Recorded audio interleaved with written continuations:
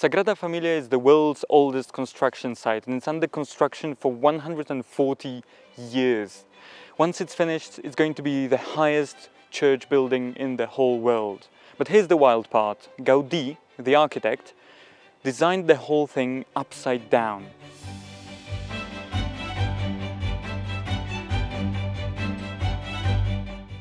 La Sagrada Familia is a massive Roman Catholic basilica in Barcelona in Spain, or Catalonia if you like. Construction started in 1882 and a year later Antoni Gaudi took over the project, dedicating the rest of his life to it. The church combines Gothic and modernist architecture with 18 planned towers, symbolizing religious figures like the Apostles, Evangelists, the Virgin Mary and Jesus Christ himself. When finished, it will be the tallest church building in the world, standing at 172.5 meters. As I said, it is still under construction and is entirely funded by donations and ticket sales only. Despite being still under construction, it is already a UNESCO World Heritage Site and it was consecrated as a basilica in 2010 by Benedict XVI. Now, the funny thing is, Sagrada Familia is visited by almost 5 million tourists yearly and it hosts nearly 13,000 visitors every single day. So the tickets are not that cheap and also not easily available. So we're standing in front of the basilica with one of my friends, Katarina, hello. And we were wondering, how does it look inside? You want the full experience, but we didn't have any tickets, of course, and you could see all of those tourists. It was absolutely packed. We thought, okay, we're just gonna leave it at that. I'm not gonna make this video because if you can't see the inside, it's not exactly the same. And then a woman behind us, she asked us out of the blue, "Do you speak English, guys?" And we were like, yes. And she was like, well, you know, I have 2 free tickets if you want. I can give it to you because apparently 2 people bought it, I think, and they didn't come. So we were like, really? We can just take them? Okay, thank you very much. And so we got them. I was still in shock. It was unbelievable. And we just went inside and it worked and we could see it for free. That was a fantastic little surprise. So I thought I'm gonna show you the church. Antoni Gaudi was born on the 25th of June 1852 in the small Catalan town of Reus, some sources say nearby Riudoms, into a family of craftsmen. His father was a coppersmith. Growing up in this artisanal environment, Gaudi developed a strong appreciation of working with materials and intricate details. From a young age, Gaudi was fascinated by nature, especially by the way plants and animals grow. He would study deeply the geometrical patterns and curves of nature. He believed that nature was the key to a perfect mathematical principles of design, and that belief would later become his foundation of his architectural style. Gaudi enrolled at Barcelona School of Architecture, and despite some difficulties, for example his poor eyesight and being seen as this kind of an eccentric bloke by other students and professors, he graduated 5 years later in 1878. Gaudi was known for his slow and meticulous work, but at the same time always experimenting with new ideas. At the beginning he couldn't really find a consistent work. He took on small projects and repair work because usually he was seen as too radical in his style. His big breakthrough was in the 1880s when he started receiving commissions for bigger projects that allowed him like full creative freedom. That's also when he developed his signature modernism style. Gaudi's first major project was a summer house for a wealthy family. It's the Casa Vicens, and you can see like a mix of Moorish architecture and Oriental influences, and also the very signature use of ceramic tiles. It was a house like none other in Barcelona at the time. His characteristic use of the broken tiles or ceramic pieces, if you like, was called trencadís, from the verb trencar in Catalan, meaning to break. And it's actually really interesting because it was the late 19th century, and already back then Gaudi was big on recycling. Rather than using like uniform tiles, what he used to do was usually to gather broken pieces of plates, glass or discarded materials from factories and use them instead. If you want to see more of the trencadís style, you have to go to Barcelona, to the Parc Güell. It's another of major Gaudi's project of his early career, and it was supposed to be a residential garden city at the beginning, but it became a public park filled with Gaudi's work. You can see there, especially for example, the lizard sculpture, very famous one, and also the serpentine bank.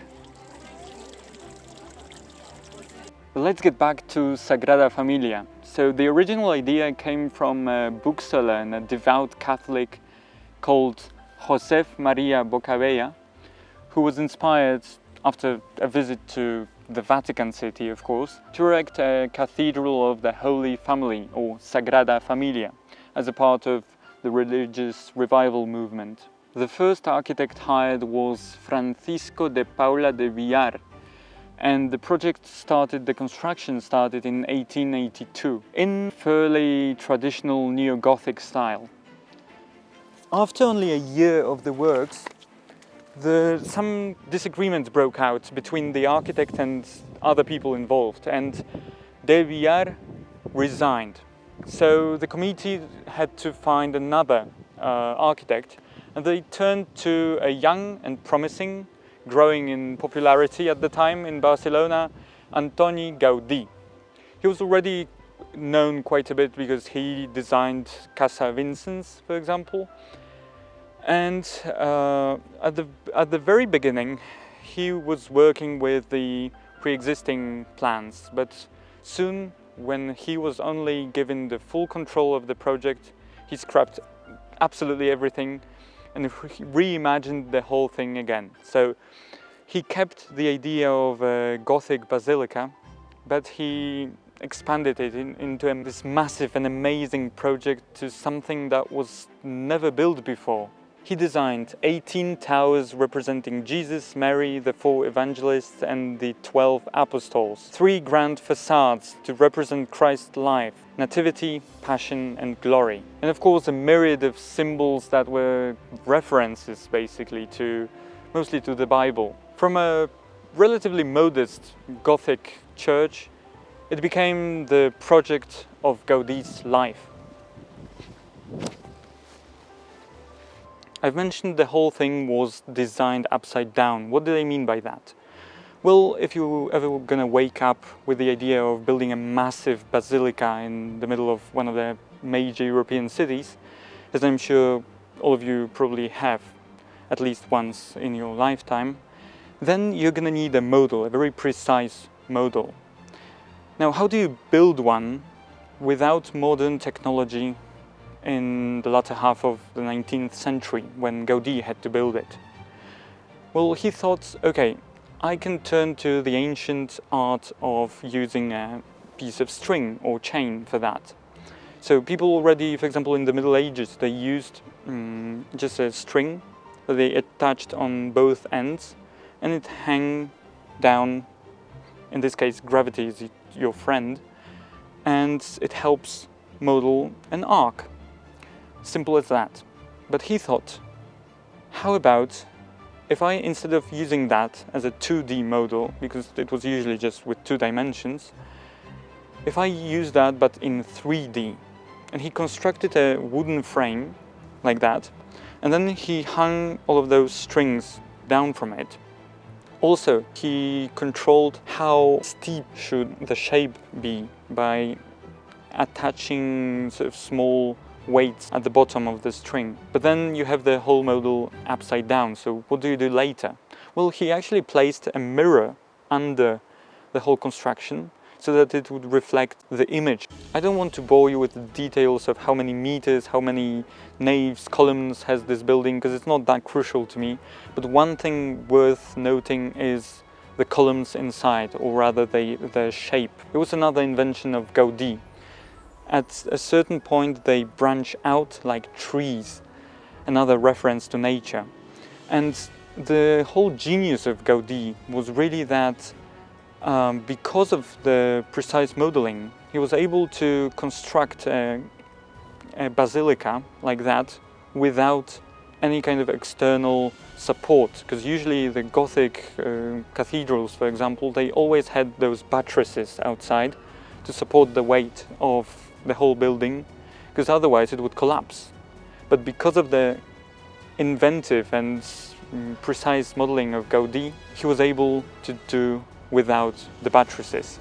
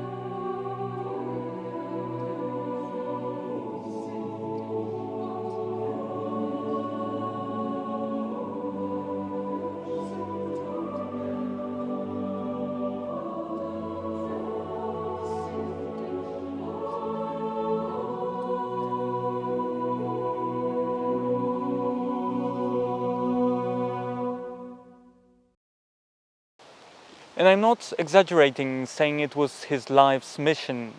It is said that he devoted exclusively last 15 years of his life to Sagrada Familia, and he even lived on site, barely eating, living in old clothes.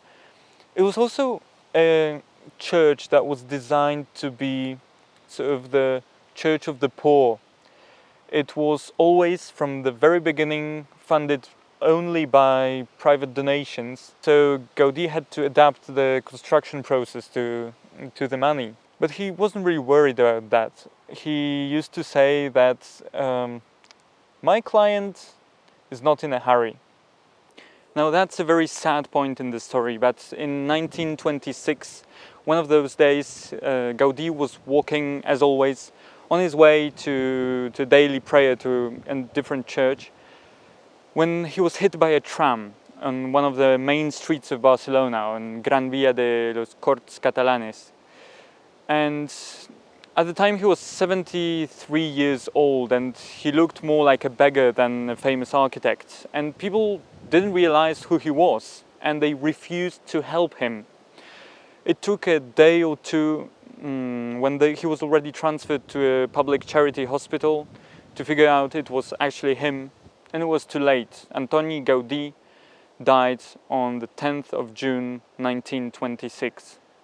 When he died, less than 25% of the whole project was finished. But he knew he wouldn't be around at the time when the church was finished, so he decided to finish first the whole nativity facade for the next people that would come and continue his work, to have like a frame of reference.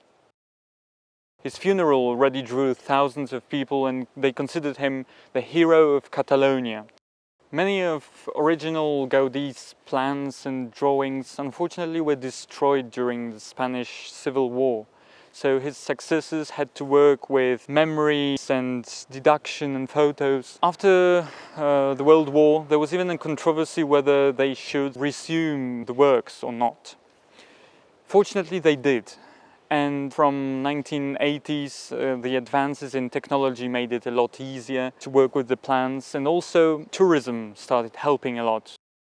Not only donations were used, but now also all of the ticket sales were helping to fund the project, excluding us actually, because we got there for free. But anyway, nowadays, of course, they used 3D modeling, laser scanning and computer-aided design to speed up the process and aim for more precision. And actually, they do still continue on building the whole church. Even when we were inside, you could hear the construction works all the time. So it kind of ruined the mood a little bit, because you're inside this fantastic temple and all of the time you hear like... But it's also a good sign, because they want to finish it. They still need to do like the glory facade and of course the central tower. That's what I was talking about. When once finished, it's going to be the highest church building, but it is not there yet. They wanted to finish it in 2026, so it would be like 100 years after Gaudi's death. But unfortunately, that's not going to be the case, because there was the COVID and pandemic, so they pushed it back. And basically, only the client knows when it's going to be finished.